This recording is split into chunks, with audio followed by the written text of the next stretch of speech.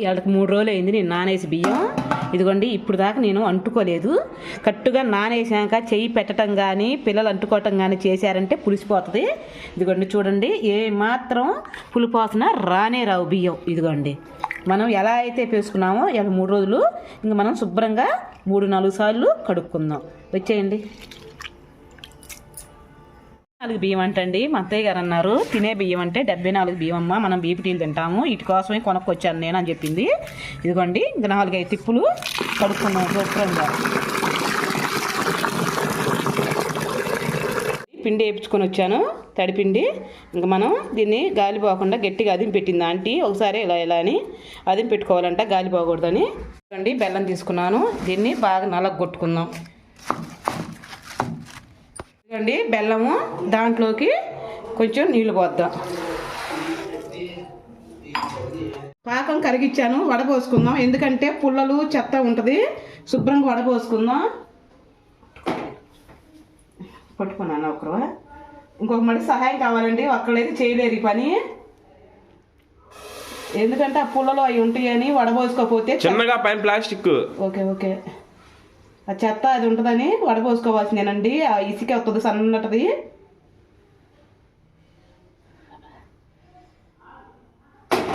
Plastic మొత్తాన్ని కరిగిస్తుంది మా అమ్మ.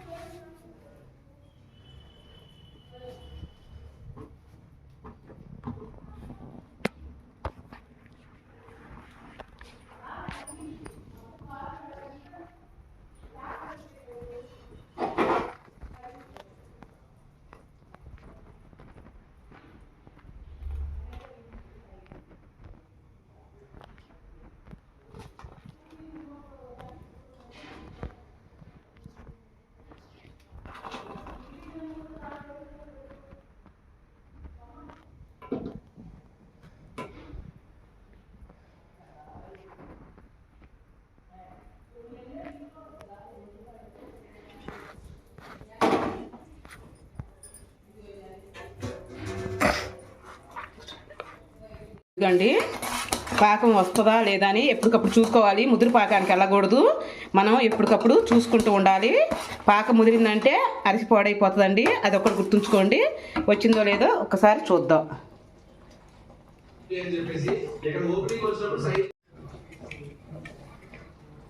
రాలేదండి, వస్తే ఇలా సాగకూడదు, కళ్ళు మన మోగాలి.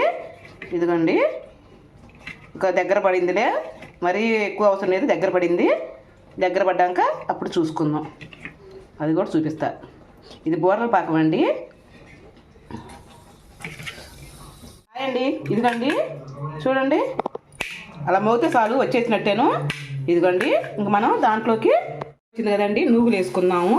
పాకంలోనే సూపర్గా ఉంటాయి. ఇంకా మనం గ్యాస్ ఆపుకొని మళ్ళీ ముదిరి పాకానికి వెళ్ళకూడదండి. ఇంకా పిండి పోసుకుందామండి.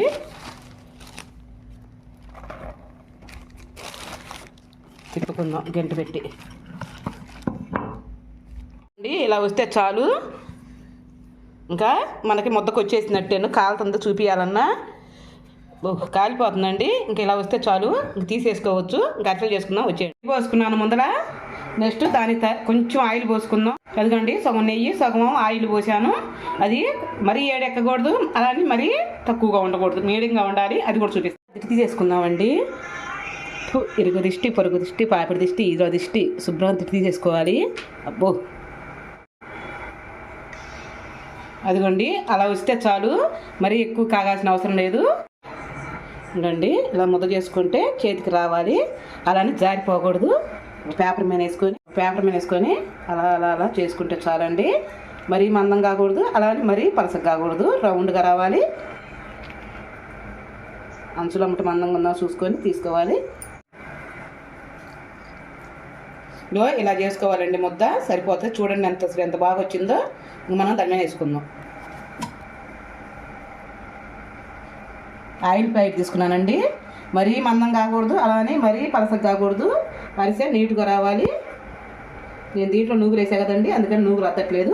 గరిసె దాంట్లో వేసుకుందాం.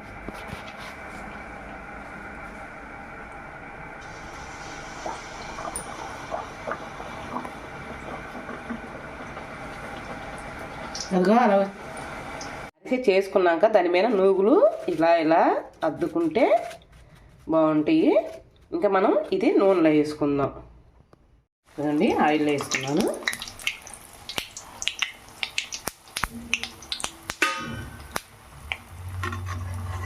నూనె బాగా వేడిగా ఉందనుకుంటా. మళ్ళీ ఎమ్మటే ఇలా తిప్పుకోవటమే. అవన్నీ ఏంటి అనుకున్నారండి, నూగులు అవన్నీ.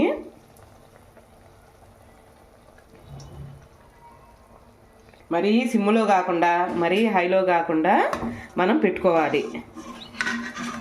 మళ్ళీ ఒకసారి ఎంత తీసేసుకోవచ్చునండి, వీటి వల్ల మనకి ఇబ్బంది ఏమి ఉండదు. మళ్ళీ ఒక్కసారి ఈ పక్క కూడా ఎర్రగా వచ్చేటట్టు కలుపుకుందాం.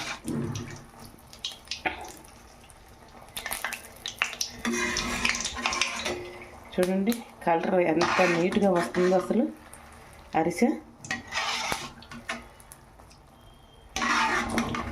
ఇంకా దీన్ని తీసుకెళ్ళి చిన్న బాక్స్ ఉందండి, అరిసెల గంట అయితే నేను వత్తట్లేదు, దాని మీద వేసుకొని అదిగండి పెట్టుకున్నా కదా. మళ్ళీ దీన్ని కూడా కుర్రతో జరుపుకొని దాని మీద ఇలాంటి మూత పెట్టుకొని